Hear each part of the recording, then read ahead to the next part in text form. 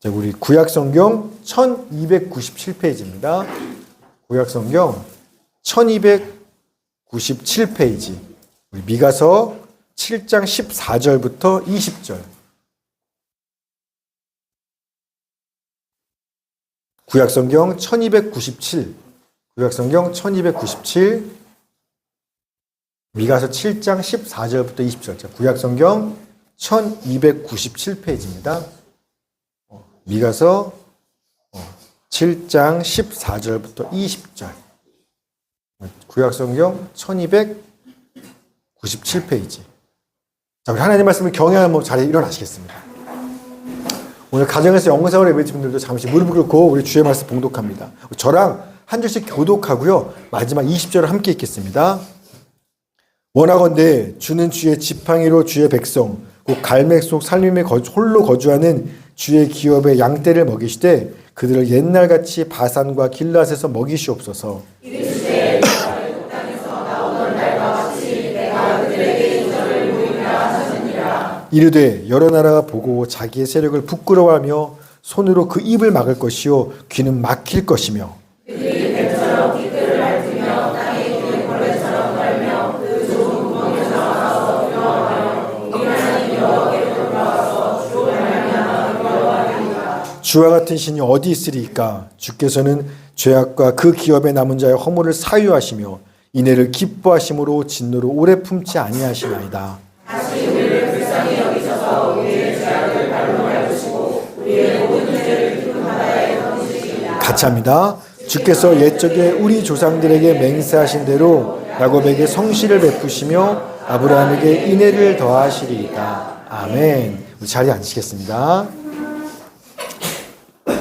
우리 오늘 우리 방글라데시 안생명석에서 나눠서 주와 같은 신이 어디 있으리까? 라는 말씀 제목으로 우리 하나님의 말씀 나눠주시겠습니다. 네. 박수로 환영할까요? 네.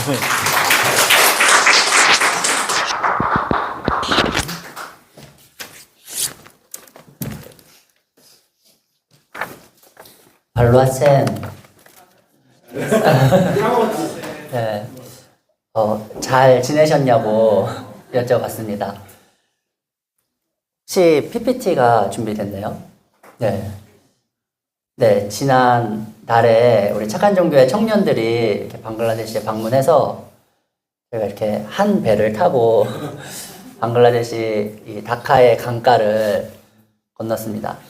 사실 배를 탄 시간은 한 10분 정도인데요. 그 여정 자체가 우리가 한 배를 타고 이 망망대해까지는 아니지만 큰 강을 지나고 건너는 그런 느낌이 들었어요. 그래서 이 사진이 마음에 들어서 선교 보고는 다 이렇게 받으셨으니까 이 사진만 제 마음에 와닿는 사진 한 장을 좀 준비했어요.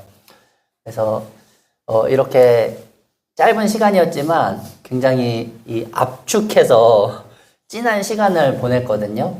그래서 하나님의 은혜도 또 도전도 누렸던 저희 가정도 누렸던 시간이었던 것 같습니다. 그리고 감사하게 착한 종교회를 통해서 정말 큰 금액을 후원을 해주셨어요. 여러분이 몸으로 오셨을 뿐만 아니라 또 이 재정으로 방글라데시 선교를 위해서 섬겨 주셨는데 제가 선교사가 되고 최초로 이 후원에 대한 보고를 오늘 조금 준비했거든요. 그래서 예, 좀 넘겨주시겠어요? 네. 그래서 그 800만 원을 후원을 해주셨어요. 그래서 그 비전 트립이 끝나고 후원해주신 것들을 어떻게 사용했는지 사진 한두 장씩 제가 준비했거든요. 그래서 한번 보시면서 이걸 나누는 것은 이제 재정이 갔다고 끝나는 것이 아니잖아요. 그것들을 통해서 우리의 마음이, 기도가, 생각이 그곳에 또 머물렀으면 좋겠다는 마음으로 제가 이렇게 나눕니다. 왜냐하면은 이번에 가셨을 때 착한 종교의 후원금의 일부를 한 단체에 이렇게 후원을 했었는데 이번에 오셔서 그곳에 방문하니까 기쁨과 감사가 더 넘치는 거예요. 그래서 어느 날이 될지 모르지만 그리고 설령 방문을 못 하실 수도 있죠. 주님 오실 때까지 방문을 못 하실 수도 있지만 또 천국에서 우리가 그 기쁨을 우리가 나눴던 우리가 심었던 그 사랑의 열매들을 확인하는 날이 있지 않을까. 그리고 함께 기뻐하고 감사하는 날이 있지 않을까. 그런 마음에 이렇게 준비했습니다. 네. 네, 먼저는 교회를 방문했어요. 성경교회라는 곳을 방문했는데 거기에 이제 5분의 현지인 사역자분이 계시고 그 5분을 통해서 이제 굉장히 복잡하고 어려운 지역에서 교회를 개척해 나가는 그런 곳이었는데 거기에 있는 한 전도사님이 이제 목회학 석사를 졸업하는 그 졸업식에 참여를 했거든요. 그 졸업식 사진 저기 앞에 계신 전도사님 사진이고 거기에 이제 150만 원을 후원을 했습니다. 네, 다음이요. 그리고 신학교육센터인데요. 이곳에서는 무슬림이었다가 예수를 믿은 사람들을 대상으로 신학교육을 하고 책도 출판하고 하는 거예요. 이건 제가 요 12월 초에 여기 한국 오기 바로 전에 교회사 강의를 한 학생들과 찍은 겁니다. 저 보이시나요? 중간에 저도 있습니다. 네. 그리고 T 사역도 우리 착한 종교에서 하시는데 이곳에서도 T 사역을 하고 있습니다. 네. 다음 사진은 이제 목회자 훈련 이제 하고 또 신학 훈련하는 방금 있었던 신학센터는 무슬림이었다가 예수 믿은 사람들을 대상으로 한다면은 이곳은 이제 이미 세워진 교회와 목회자들을 대상으로 하는 신학 훈련에 저기 이제 제가 속해 있는 단체 부대표님이신데 이렇게 간증도 해주시고 팀에 도전도 주셨거든요. 그곳에 또 100만 원 후원을 했습니다. 그리고 컵 모자원 이곳이 이제 착한 종교에서 꾸준히 지난 4년 동안 후원해 주신 곳인데요.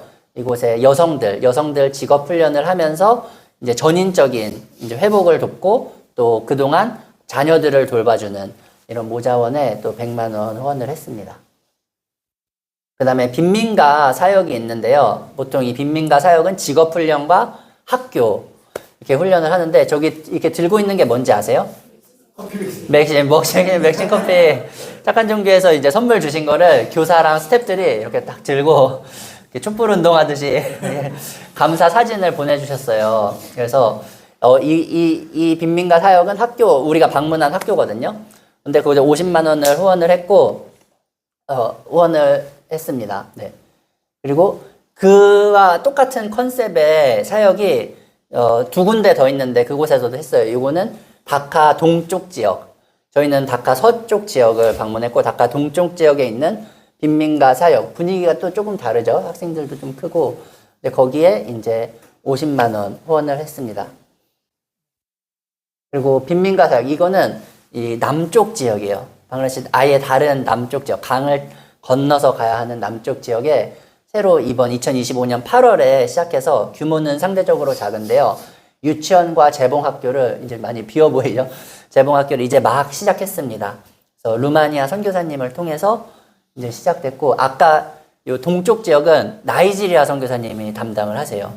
그래서 여러 나라 선교사님들이 각자 담당하시는 사역에 여기도 50만 원을 빈민가 사역에 50만 원씩 150만 원을 후원을 했습니다. 그리고 비소중독 예방 사역은 이제 제가 참여하고 있는 사역인데요. 저희가 방문은 못했지만 방글라데시 중서부 지역에 있습니다. 그래서 이 비소 중금속이거든요. 물에 중금속이 들어가 있어서 그거를 알리고 이제 개선하는 지금 저 필터, 저 동그랗게 보이는 게 필터예요. 그 필터를 이렇게 보급하는 사역을 하는데요. 거기에 100만 원 후원을 했고요. 이 100만 원이면은 필터 한 50개 정도를 이제 각 가정에, 한 가정에 50가정을 섬길 수 있는 큰 금액입니다. 그래서 비수중. 그리고 어린이 청소년 사역. 이거는 어떤 지역이 아니라 저희 교회 네트워크가 있어요. 교회 네트워크에 이 어린이 대상, 청소년 대상 사역이 상대적으로 많이 부족하고 컨텐츠도 없는데 그 사역을 위해서 우리가 좀 재정으로 심으면서 조금 좀 준비하는 마중물이 되었으면 좋겠다 해서 그 사역에 50만 원 후원을 했고 이거는 이제 어린이 저희 성경학교 착한 종교에 가자마자 저희가 성경학교를 했거든요. 그 포리드불 지역에서 그 성경학교 사진입니다. 그리고 겨울철 방글라데시 겨울도 굉장히 춥거든요. 한 영상 7도, 5도, 뭐 10도 이 정도인데 근데도 굉장히 추워요. 그래서 이렇게 이불을 나눠주고 구제 사역들을 많이 하고 또 성탄절에 아마 착한 종교에도 그렇게 하신 것 같은데 이웃들을 초청할 수 있는 굉장히 좋은 기회거든요. 이슬람권에서. 그래서 이런 행사하는 게 산발적으로 있는데 거기에 이렇게 세 지역에 50만 원을 나눠서 이렇게 지출을 했고요. 요 50만 원을 다 지출하지는 않았고 구제가 필요할 때 제가 좀 따로 모아놓은 재정이 있거든요. 그래서 했고 이렇게 뭐 식사하는 것, 뭐 이불 나눠주는 것, 이건 말 잔치처럼 연 것이죠. 그래서 이웃들을 섬기는 이제 그런 일에 이제 일부씩을 참여했습니다. 네. 그다음은 저희 가정후원으로 저기에 매복 사랑니 사진이거든요. 제 건 아니고 제가 퍼왔는데 이제 저희가 이렇게 가정이 한국에 오면은 뭐 병원 갈 일들이 많아요. 저희 자녀도 그렇고 저도 지난주에 사랑니를 뽑았는데 사랑니가 이렇게 옆으로 누워 있잖아요. 그래서 그거를 이제 뽑고 오늘 조금 회복이 많이 된 것 같아요. 그래서 통증도 없고 이제 이렇게 저희 가정이 이제 한국 오고 뭐 이렇게 경비 사용하는데 저희 감사하게 사용했습니다. 그래서 우리 착한 종교의 성도 여러분께 방글라데시 이제 교회를 대표해서 또 저희 가정을 대표해서 감사의 인사를 먼저 드리고 싶습니다. 네, 그리고 그러면서 이 말씀을 다시 한번 기억했으면 좋겠어요. 네, 다음 마지막 사진인데요. 네, 또 비유를 들어 이르시되 천국은 마치 사람이 자기 밭에 갖다 심은 겨자씨 한 알 같으니. 이 굉장히 큰 재정이잖아요. 근데 한편으로는 의도적으로 제가 이 재정을 쪼갰거든요. 재정을 쪼개서 여러 군데 퍼지는 것이 더 좋을 것 같다라는 생각을 했어요. 그래서 그것들이 이 재정으로 사역이 좌우되지 않도록 힘을 받지만 이 재정으로 좌우되지 않고 격려받고 힘을 얻고 조금 한 발짝만 더 나아갈 수 있는 그 정도의 격려가 되면은 그것이 하나님께서 하나님 나라를 세워가시는 방식이 아닐까 그런 생각을 했거든요. 그러다 보니까 넓게 이렇게 겨자씨를 하나님의 사랑을 심을 수 있었어요. 그래서 가운데 제일 큰 원은 다카는 여러 지역에 있었잖아요. 그리고 저 북쪽 지역, 네팔과 가까운 지역, 그다음 인도, 서쪽 인도 북경 지역, 그리고 제일 남쪽에 있는 지역, 중부 지역, 그리고 이 동쪽 지역은 우리가 기소중독 예방으로 새롭게 개척을 하려고 이제 계획을 짠 지역이에요. 그래서 그 비소중독 후원을 통해서 저쪽 지역까지 섬기게 됐습니다. 뭐 이제 지도가 뭐 그냥 보시면 잘 안 와닿으실 수도 있지만 이렇게 넓게 우리가 하나님의 사랑을 심었다. 그리고 또 어느 날 방글라데시 오셨을 때 제가 이걸 만든 건 저를 위해서도 있어요.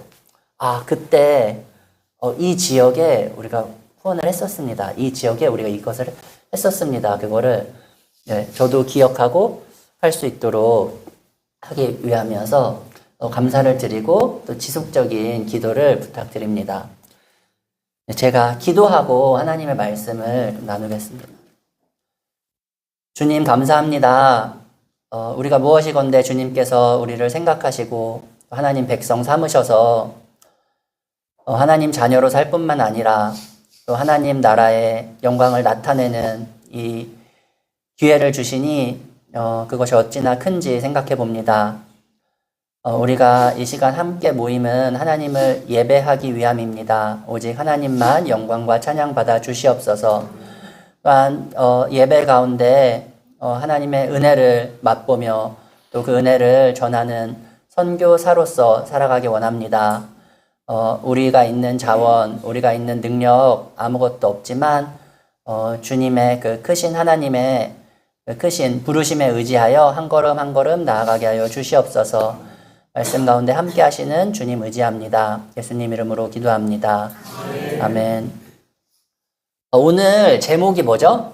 같은 신이 어디 있으리까? 주님 같은 분이 어디 있습니까? 이렇게 묻는 거예요. 이 미가서에 오늘 읽은 9절에 이런 고백이 있고 사실은 이 미가 선지자의 이름이 주와 같은 신은 어디 있습니까? 라는 이 뜻을 담고 있거든요. 근데 이 미가 선지자가 이 미가서를 이 메시지를 선포할 때 그 시대가 그렇게 좋은 시대가 아니었어요. 편안한 시대가 아니었고 다 망해가는 그런 시기였어요. 이스라엘이 다 망해가는 시기. 이스라엘이 남과 북으로 나뉘어져 있었잖아요. 근데 그 아수르라는 제국이 일어나서 북이스라엘을 완전히 함락시키고, 그리고 바벨론이 이제 유다를 포로로 잡혀가게 되는 그 미래를 이제 앞두고 다 망해가는 왕국에게 미가 선지자가 하나님의 말씀을 선포한 그런 상황입니다. 네. 그래서 이제 미가서, 우리 성경을 다 펴셨죠? 미가서 1장 5절을 한번 펴보시겠어요? 그러면은 이제 그 망하는 이유가 뭐냐? 너희가 하나님의 심판을 받는다. 이렇게 말하는 거예요. 우리 다 같이 읽어보겠습니다. 시작. 묘 이스라엘 족속의 미국의 허물이 무엇이냐? 사마리아가 아니냐? 유다의 산당이 무엇이냐? 예루살렘이 아니냐? 네. 이 말씀을 보면은 이제 아수르가 강해서 이스라엘이 망하는 것이 아니라 죄 때문에, 우상숭배 때문에 너희가 심판받는다. 이렇게 말씀하는 거예요. 그러니까 이스라엘이, 하나님의 백성으로 부름받은 이스라엘이 우상숭배하고 또 불의를 행함으로써 하나님 사랑과 이웃 사랑에 실패한 것입니다. 그래서 이 하나님의 심판을 받는다라고 한 것이에요. 뭐 속임수, 절도, 억압, 거짓 등의 죄를 행했다고 이 미가서 1장부터 쫙 너희가 이런 죄를 행했다라고 막 말씀하고 있는 것이에요.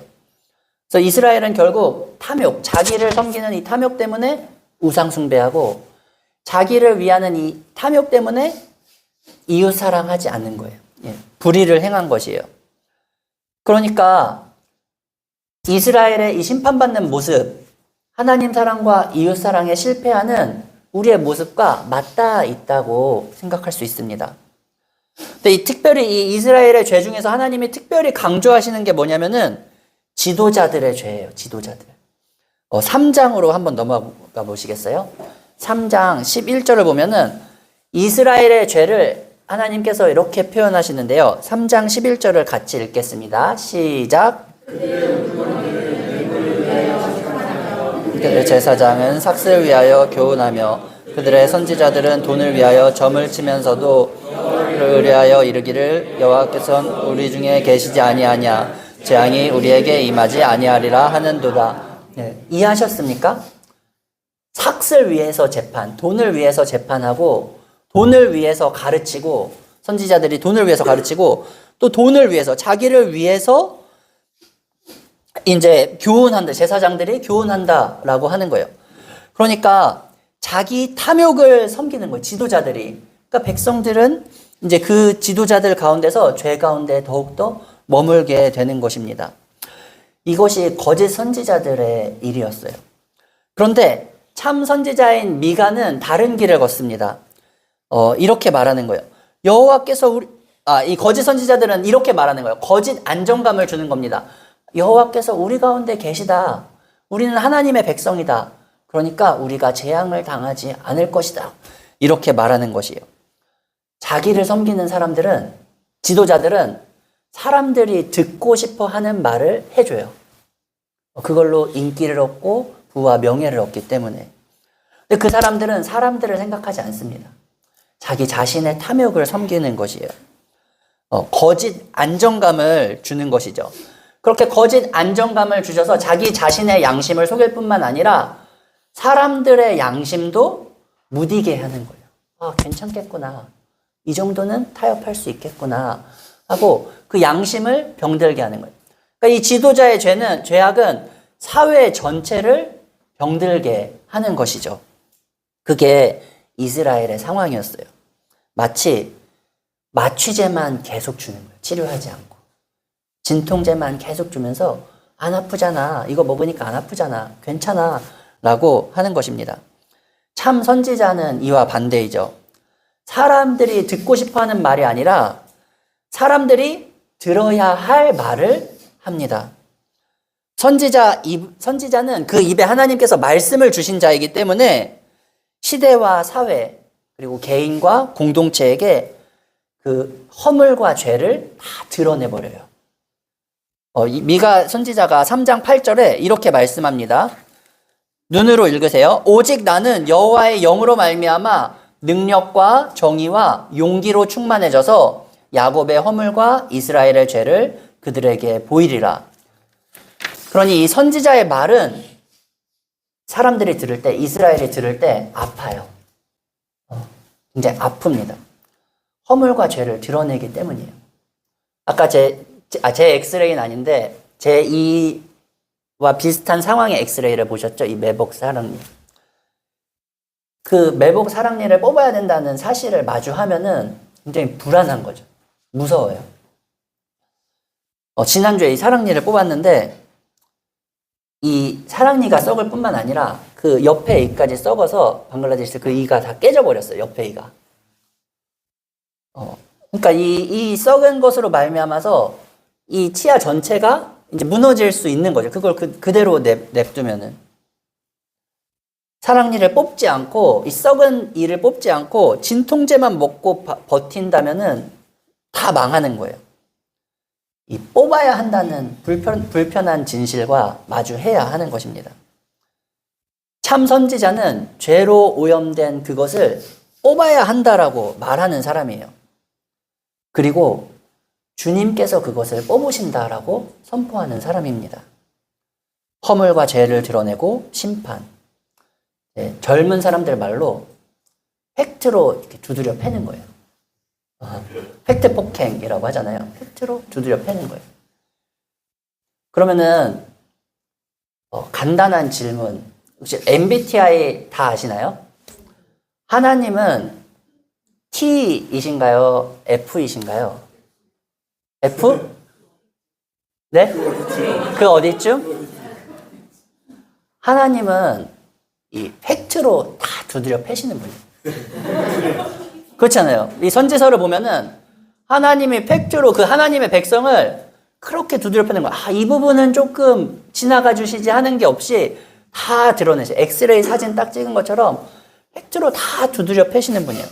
그러니까 하나님은 감히 우리가 이 성향을 말할 수 없지만 하나님은 T100이라고 할 수 있어요. 그래서 근데 하나님은 우리 아픔을 100% 공감해서 자기 자신을 내어주십니다. 우리 F가 심하다, F 성향이 강하다는 사람은 어떻게 공감하지만 자기가 대신 아프진 않잖아요. 근데 하나님은 공감하셔서 자기를 내어주신 분이에요. 그러니까 F100이기도 하신 거예요. 어떻게 한 분이 두 개를 다 가지실 수 있죠? 하나님이시니까 그런 거예요. 하나님이시니까. 하나님과 같은 분은 없다. 그래서 이 선지서에도 이 두 가지가 다 나타나는 거예요. 팩트로 막 두드려 패서 너무 아픈데 내가 회복할 거야. 이 F100이 또 나오는 거예요. 그러니까 선지서를 보면 왔다 갔다 해요. 여기서 막 심판하고 다 멸절해버리고 다 없애버린다 했다가 내가 회복할 거야. 그 또 나왔다. 미가서도 그러거든요. 왔다 갔다 하거든요. 그러니까 그 하나님 같은 분이 없기 때문에 그런 거예요. 그거를 하나님께서 이 선지자의 입을 빌려 표현하시다 보니까 그런 거예요. 하나님과 같은 분은 없습니다. 심판 가운데 소망이 있습니다. 라고 고백하는 거예요. 그래서 하나님이 하나님이시기 때문에 우리가 모여서 예배하는 거예요. 하나님이 하나님이시기 때문에 우리가 복음을 전하는 거예요. 저들에게도 그 하나님이 있다면 선교할 필요가 없겠죠. 저들에게도 무언가가 비빌 구석이 있다면 선교할 필요가 없겠죠. 저들에게는 거짓 진통제만 있는 거예요. 자, 오늘 본문에서 하나님은 어떤 분이신가? 참 목자이신 하나님이세요. 14절과 15절, 7장입니다. 7장 14절과 15절을 함께 읽겠습니다. 시작.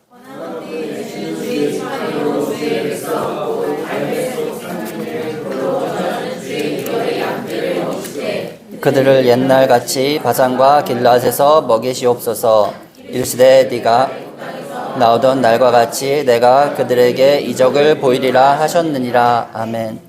주님, 목자가 되어 주십시오 라고 기도하는 거예요.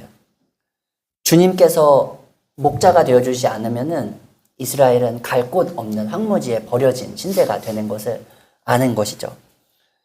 특히 주님의 지팡이로 인도해 주세요 라고 기도해요. 목자가 양을 어떻게 인도할까요? 목자가 이 두 가지인 것 같아요. 목자가 음성으로 양을 인도합니다. 오이 호이 하면서 음성으로 양을 인도하는 거예요. 근데 그 음성에 따르지 않은 양은 어떻게 해야 되죠? 막대기로 이렇게 쳐서 무리 안에 들도록 하는 거예요. 하나님께서 우리를 인도하시는 방식도 이와 같아요. 하나님께서 우리에게 말씀으로 인도하시죠. 근데 우리가 이해가 부족해서 우리의 죄 때문에 여러 가지로 타협하면서 이 말씀 가운데 걷지 않을 때마다 주님께서 사용하시는 게 이 막대기인 거예요. 막대기를 통해서 우리를 때려서라도 주의 길로 인도하시는 것이죠. 주님의 것이기 때문에, 주님의 소유이기 때문에 이 막대기를 들어서 이 하나님의 백성의 길을 가도록 때리시는 것입니다. 그래서 주님의 막대기로 우리를 인도하소서라는 그 기도는 주님께서 우리에게 주시는 심판이라도, 주님께서 우리에게 주시는 징계라도 그게 우리에게 좋은 것입니다 라고 고백하는 믿음의 고백이에요. 하나님께서 이 선지자를 통해서 말씀하신 이 팩트 폭행은 양들을 옳은 길로 인도하는 이 목자의 막대기인 것이죠. 그래서 이 막대기는 하나님의 목자의 사랑입니다. 수술대 위에 자기를 탁 맡겨버리는 환자처럼 주님께 자신을 의탁하는 자의 믿음의 고백입니다. 입술로만이 아니라 우리의 삶 전체를 주님께로 향하는, 돌이키는 회개의 고백이죠. 주님께서 우리를 막대기로 인도하십니다. 시편 23편에 뭐라고 고백하죠? 주의 지팡이와 막대기가 나를 안위하시나이다. 나를 평안케 하십니다. 이 막대기로 이렇게 양들을 때리는데 그게 왜 마음이 편안하죠? 맞으면 아프잖아요. 엉덩이를 맞으면 아프잖아요. 근데 왜 그게 편안하죠? 이거 안 맞고 그대로 갔으면 늑대한테 잡아 먹혔구나. 그거 아는 거예요. 이거 안 맞고 그대로 갔으면 낭떠러지에 빠져 죽었구나. 그걸 아는 거예요. 그래서 주님께서 우리를 세상이라는 막대기로, 환경이라는 막대기로 치실 때, 이거 주님께서 나를 인도하시는구나 라고 고백하는 거예요. 사랑하는 성도 여러분, 주님께서 우리를 주님의 양으로 삼으셨습니다. 이 세상이라는 막대기를 사용하셔서 인도하시는 거예요. 물론 우리 삶의 모든 고난과 아픔이 우리의 죄 때문에 생긴 것은 아닙니다. 세상은 이보다 더 복잡하죠. 그래서 고난받는 사람 때문에 야, 너 그 죄 때문이야 라고 우리에겐 말할 권리가 없어요. 우리는 막대기를 든 목자가 아니라 함께 막대기를 맞고 인도함을 받아야 될 양들이에요. 그런데 우리가 개인적으로 이것을 적용할 때 삶의 고난과 아픔이 있을 때 바른 길로 인도하시는 주님의 막대기구나 라고 개인에게 적용하고 주님의 손길을 생각해 보면 어떨까요? 시편 119편 71편에 이렇게 고백합니다. 고난당한 것이 내게 유익이라. 이로 말미암아 내가 주의 율례들을 배우게 되었나이다. 고난과 아픔을 낭비하지 마세요. 목자의 막대기를 기억하는 기회로 삼으십시오. 주님의 막대기는 우리를 어디로 인도하죠? 푸른 초장으로 인도해요. 푸른 초장으로. 그거 맞으면 아프지만 그거 맞았기 때문에 우리가 푸른 초장으로 가고 있는 것입니다. 그래서 이 주님께서 푸른 초장으로 인도하시는 것은 구원의 위대한 여정입니다. 이 14절 하반부에는 바산과 길르앗이라는 지역이 나오는데요. 이곳은 이스라엘이 출애굽하고 광야를 돈 다음에 약속의 땅에 들어가기 직전, 요단강 건너기 바로 직전 동편 땅이에요. 그러니까 그때 하나님께서 인도하셨던 그것들을 기억하는 거예요. 그때 그러니까 아직 이스라엘이 광야 생활의 그 정체성을 가지고 만나를 먹던 시절을 기억하는 겁니다. 하나님의 인도하심. 만나를 먹던 시절. 지금 미가 선지자가 선포하는 것은 이스라엘이 이미 부흥도 겪었고 쇠락도 겪으면서 망하기 직전에 이 왕조에서 그 왕도 없었고 우리의 땅도 없었지만 하나님이 인도하셨던 만나를 내리시고 구름과 불기둥을 인도하셔서 요단 강을 건너기 직전까지 인도하셨던 그 하나님의 인도하심을 기억하는 것이에요. 세상에 의지할 것이 아무것도 없었던 그 순간을 기억하는 것입니다. 이 말씀을 묵상하면서 우리 유상현 목사님의 그 간증이 생각이 났어요. 목사님이 그 서울에서, 호주에서 처음 오셔서 서울에서 이렇게 편의점 음식을 이렇게 어떤 할머니께서 이렇게 주셔서 하루하루 일용할 양식의 이 묵상을 배웠다라고 하셨잖아요. 그것처럼, 우리 인생 가운데, 이 정도의 그 정도까지는 아니더라도 하나님께서 우리가 아무것도 의지할 것 없는 순간을 맞닥뜨리게 하시겠죠. 그리고 우리가 항상 그렇게 살아가는 것 또한 아닙니다. 하나님께서 또 새로운 길로 인도하셔서 다른 환경을 주시기도 하시죠. 하지만 그 순간을 기억하도록 하시는 거예요. 아무것도 의지할 것 없을 그때 하나님만 바라고 목자만을 바라는 그 순간을 기억하게 하십니다. 또 15절에서는 바산과 길르앗에 이어서 출애굽을 기억하셔서 이 옛적 일 출애굽을 기억하죠.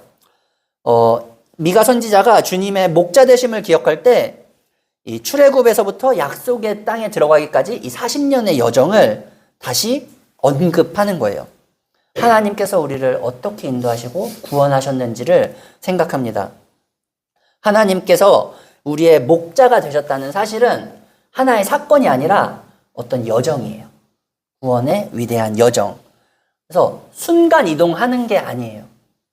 하나님께서 목자가 되셨기 때문에 바로 푸른 초장으로 가는 것이 아니라 하나님께서 막대기를 통해서 음성을 통해서 우리를 이끌어 가시는 이 여행길, 이 여정에 우리를 부르십니다.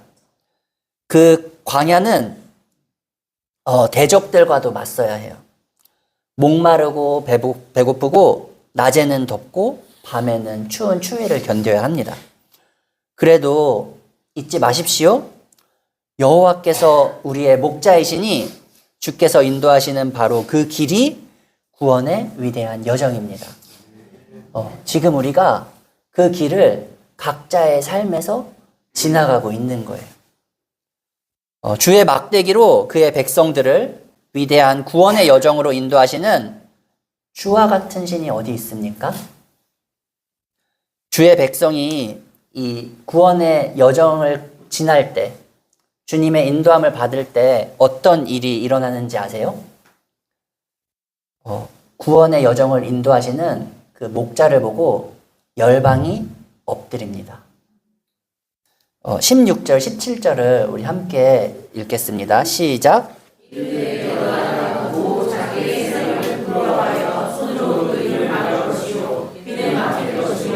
그들이 뱀처럼 티끌을 핥으며 땅에 가는 벌레처럼 떨며 좁은 구멍에서 나와서 두려워하며 하나님 여호와께로 돌아와서 주로 말미암아 두려워하리이다. 아멘. 하나님께서는 이스라엘을 인도하시는데 이스라엘이 구원받을 뿐만 아니라 이방 나라들이 두려워 떨게 되는 거예요. 입을 막고 귀를 막고 놀라게 되는 거예요. 하나님 앞에 뱀처럼 납작 엎드리게 된다고 말씀합니다. 이 바산과 길르앗은 요단강 동편 지역 땅이라고 했어요. 근데 이미 하나님께서 동편에 인도하셨을 때 약속의 땅, 그 서편, 강 건너 서편 사람들은 이스라엘 백성이 왔는지 알았어요. 그 하나님의 명성과 소문을 이미 다 들었어요. 그래서 그 중에 이 이스라엘이 정탐꾼을 보냈을 때 라합이 그 정탐꾼들을 선대하고 숨겨주죠. 이 자기 나라가 아니라 자기 성이 아니라 이스라엘의 편에 하나님의 언약 백성 편에 선 것이에요. 그래서 이렇게 고백하는 거예요. 그 서편 지역에 있던 사람이 말하되 라합이 이렇게 고백합니다. 말하되 여호와께서 이 땅을 너희에게 주신 줄을 내가 아노라. 하나님께서 이 땅을 이스라엘에게 주신 거를 내가 아노라. 우리가 너희를 심히 두려워하고 이 땅 주민들이 다 너희 앞에서 간담이 녹나니. 이거 생각해 볼 문제예요. 40년 동안 광야 생활을 한 사람은, 한 이 민족은 난민이에요, 난민. 자기 땅 없는 난민. 그리고 만나만 먹고 자랐던. 이 난민들과 튼튼한 성읍에서 이제 병거를 가지고 군사훈련을 하고 성을 가지고 있는 이들이 그 난민들이 오는 거를 두려워한 거예요. 하나님께서 하나님의 백성을 구원하시고 인도하시는 모습을 통해서 이 하나님의 명성이 열방 가운데 퍼지는 그림을 보여줍니다. 문화적으로 군사적으로 이스라엘보다 강한 사람들이었지만 그들 역시 하나님 앞에 엎드리게 됩니다. 약하고 영향력 없는 이 한 민족을 통해서 하나님의 능력이 나타나는 거예요. 이 미가 5장을 보면은 메시아가 베들레헴에서 탄생할 것을 예언합니다. 그리고 그 메시아는 목자가 되어 땅끝까지 이른다고 말씀합니다. 미가 5장 2절을 읽어보겠습니다. 시작. 5장, 네, 2절, 네, 시작.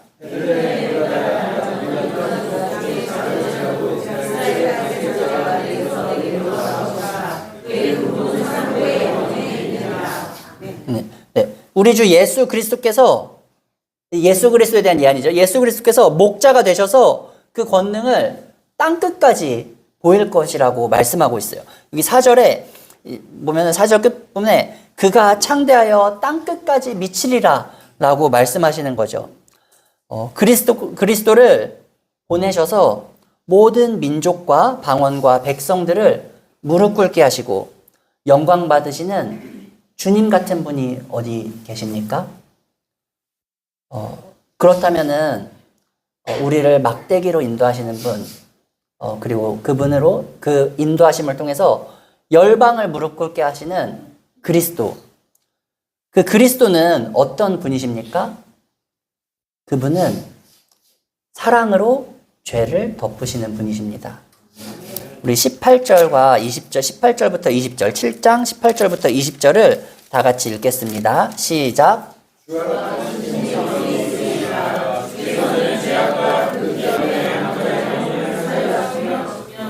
기뻐하심으로 진노를 오래 품지 아니하시나이다. 다시 우리를 불쌍히 여기셔서 우리의 죄악을 발로 밟으시고 모든 죄를 깊은 바다에 던지시리다. 주께서 옛적에 우리 조상들에게 맹세하신 대로 야곱에게 성취를 베푸시며 아브라함에게 인애를 더하시리다. 아멘. 참 목자이신 주님은 죄의 문제를 다루세요. 주께서는 진노를 오래 품지 않으시고 우리를 불쌍히 여기셔서 그 죄악을 발로 밟으시고 모든 죄를 깊은 바다에 던져버린다고 말씀하십니다. 마치 이 하나님의 백성의 죄와 하나님의 사랑이 대결을 펼치는 것 같아요. 주님께서는 우리의 죄보다 큰 은혜를 베푸십니다. 미가 선지자와 같은 시대에 활동한 이사야 선지자도 같은 고백을 합니다. 이사야 1장 18절인데요. 여호와께서 말씀하시되 오라 우리가 서로 변론하자. 너희 죄가 주홍 같을지라도 눈과 같이 희어질 것이요 진홍같이 붉을지라도 양털같이 되리라. 목자이신 그리스도께서 우리의 죄를 해결한 방식이 무엇입니까? 미가 선지자와 이사야 선지자는 메시아가 올 것을 알았어요. 그리고 그 메시아의 고난을 통해서 백성의 구원이 올 것이라는 것을 알았습니다. 신약 교회 성도들인 우리는 더욱더 분명히 알고 있죠. 우리들은 그리스도께서 어떻게 우리의 죄와 허물을 해결하셨는지 분명히 압니다. 요한복음 10장 11절입니다. 나는 선한 목자라. 선한 목자는 양들을 위하여 목숨을 버리느니라. 주님의 목숨값이 우리의 죄값보다 큽니다. 그가 죽음으로 우리가 나음을 입었습니다. 그것이 주님의 약속입니다. 20절에 이렇게 말씀하세요. 우리 조상들에게 맹세하신 대로 그 성실을 베푸셨다. 야곱에게 성실을 베푸시며 아브라함에게 인애를 더하셨다. 주님께서는 맹세하신 대로, 약속하신 대로 이 땅에 오셨고 죽으셨고 부활하셨습니다. 그렇게 우리의 구원을 이루셨습니다.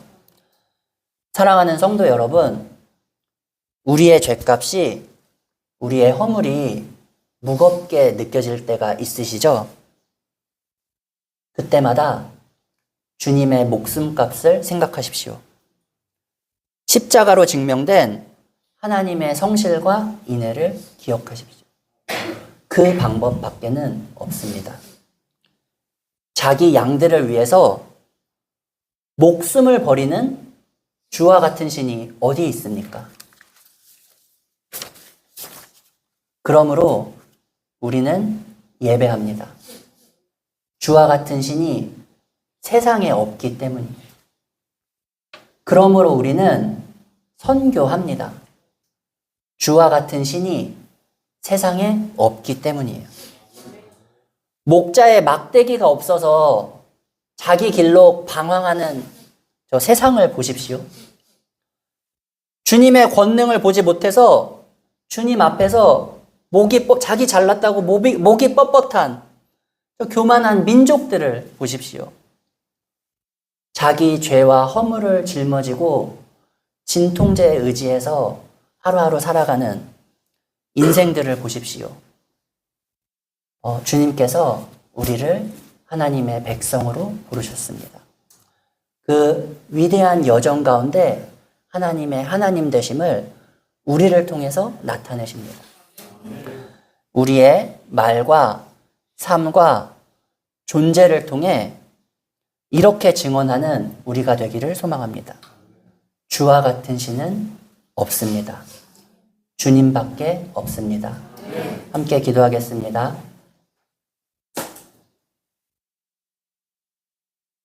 주님 감사합니다. 죄와 허물로 죽을 수밖에 없는 우리를 주님께서 생명 주셔서 주님의 목숨값으로 구원하시니 감사드립니다.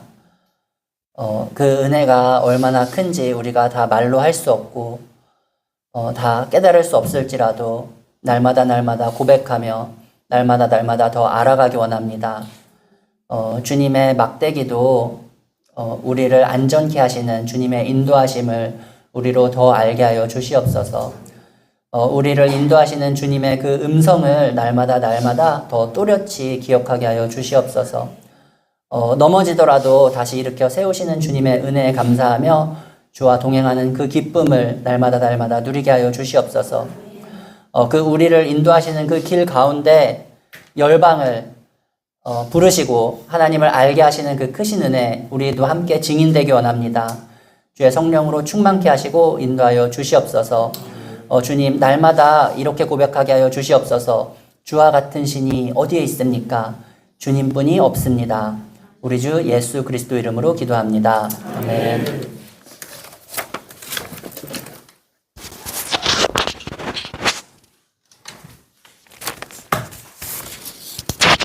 제가 말씀을 듣는데 저희 성탄절 말씀하고 이어지는 시리즈인 줄 알았습니다. 성탄절에 그죠? 선교사님 보고 오신 거 아니죠? 그렇죠. 역시 한성령님이시네요.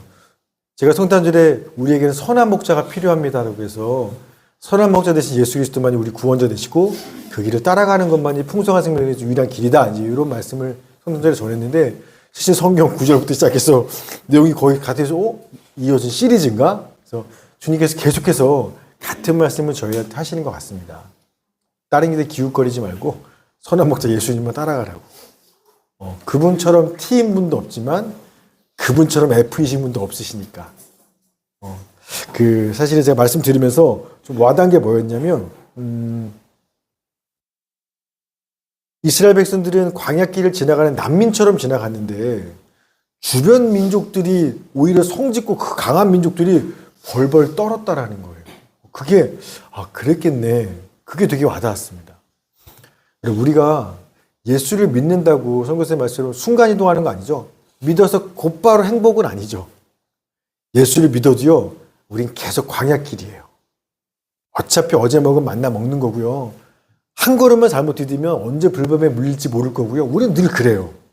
그런데 이전까지는 광야에서 어디로 갈지 몰라서 막 여기 갔다가 낭떠러에 떨어지기도 하고 다치기도 했더라면 예수를 믿는다라는 건 이제 광야에 나를 인도하는 목자가 생긴 겁니다. 그러나 광야예요, 아직은. 그래서 그 목자를 한 걸음 한 걸음 따라가는 건데 우리는 뭐만 신경 쓰냐면 과연 내가 그 목자를 따라가서 푸른 풀밭과 쉴 만한 물가를 갔냐 안 갔냐만 신경 써요. 굉장히 목자를 따라가는 것도 날 위해서입니다. 예수 믿었더니 푸른 풀밭 왔냐 안 왔냐, 쉴 만한 물가 갔냐 안 갔냐, 이것만을 생각하고 간증하고 그것만을 바라봐요. 나. 근데요, 사실은요, 우리가 선한 목자를 따라가면서 기대할 건 뭐냐면 과연 나를 통해서 하나님의 이름과 영광이 얼마나 펼쳐졌느냐, 높아졌느냐, 여기에 우리가 마음을 쏟아야 되거든요. 내가 예수 믿고 쉴 만한 물가로 갔냐, 풀밭 누웠냐가 아니라 얼마큼 풍족해졌냐가 중요한 게 아니라 나는 여전히 광야길을 걸어가는데 언제부턴가 내 주변에서 나를 보더만 벌벌 떨기 시작하고 눈 가리고 귀 막고 두려워하기 시작하고 정말 마음이 녹아져 내려버려서 자기네가 객관적으로 더 훨씬 더 부자고 힘있고 센데 나는 정말 난민 같은데 누가 봐도요. 나를 보면서 사실은 나를 본 게 아니죠. 누구 본 거예요? 주님이시죠. 내가 주인으로부터 나는 주님 보고 따라갔을 뿐인데 난 아무것도 없는데 그 사람들은 나를 통해서 주님을 보고 선한 목자 그분을 보고서 두려워하고 벌벌 떨고 경험께 영광 돌리게 되는, 이게 예수 믿는 삶의 궁극적인 이유와 목적입니다. 우리가 선한 목자 지금 따라가는 건 푸른 풀밭 가려는 거 아니에요. 쉴 만한 물가가 목적이 아니에요. 그건 그냥 보너스죠. 천국은 보너스죠. 목적은 이 땅에서 예수 따라가는 이유는 나 같은 사람을 통해서 여전히 죄 짓고, 제가 아까 선교사님이 하나님이 T라고 말하는데 완전 T라고 말하는데 너무너무 아멘 했어요. 왜냐하면 날마다 아침에 기도하던 순간순간마다 내가 어제 잠깐 품었던 생각 하나까지도 다 지적하셨어요. 하나님은. 너무 그게 괴로운 거예요. 그냥 눈 감아 주시면 되지. 그분 앞에서 진짜 엑스레이처럼 내가 잠깐 품은 생각 하나인데 그것조차도 너 어제 그 생각 품었지. 정말 완전히 그런 하나님이신데, 그런데 그런 하나님이, 그러니까 우리가 얼마나 부족하고 정말 초라한 존재예요. 사람들 보기에 그럴듯해 보이겠지만 하나님 앞에서 진짜 쓰레기만도 못하잖아요. 진짜 벌레만도 못한 내가잖아요. 그런데 그런 나를 통해서 하나님의 이름과 영광과 그분이 얼마나 부유하시고 전능하시고 이걸 세상에 드러내시겠다는 겁니다. 세상이 벌벌 떨도록. 그게 우리가 선한 목자를 따라가는 이유와 목적이에요. 푸른 풀밭 쉴 만한 물가, 나 잘 먹고 잘 사는 게 아니라, 바라기는 착한 교식에서 모두가 내년 한 해 선한 목자들 그분을 따라가시면서 나는 여전히 광야길에 오늘도 만나, 어제 먹은 그 만나 먹으면 갔지만 오늘도 여전히 나는 가난하고 힘이 없지만, 그런데 이상하게 내 옆에 사람들이 나를 통해서, 널 통해서 하나님이 보여. 널 통해서 예수를 믿고 싶어. 너를 통해서 나도 그분께 영광 돌리기 원해. 정말 기생당합처럼 벌벌 떠는 역사가 우리 안에 내년 한 해 더 충만하시기를 주의 이름으로 축원합니다. 아멘. 우리 이 시간 같이 기도할 텐데요. 오늘이 선교주일입니다. 그래서 원래대로 하면 각 가지별로 모여서 각 나라별로 다 기도할 텐데 오늘은 마지막 방글라데시 나라를 위해서만 같이 기도하겠습니다. 제가 기도를 인도하겠습니다. 그래서 먼저 내년 2월 12일 날이 방글라데시 총선이 있습니다. 저희가 갔을 때도요, 시국이 되게 어수선했어요. 지금 총리도 도망간 상태고 되게 나라가 불안정한 상황이라 모든 상황이 불편합니다. 그래서 하나님 먼저 우리 방글라데시 이 땅 가운데 정치적으로 안정을 허락해 주셔서 그래서 나라가 안정되어 그 다음 사역도 가능한 거니까 이 나라의 불안한 정치 상황을 안정시켜 주시고 주님이 원하시는 그런 정권이 들어서게 해달라고 우리 방안에서 나라를 위해서 같이 한번 중보하며 기도하겠습니다.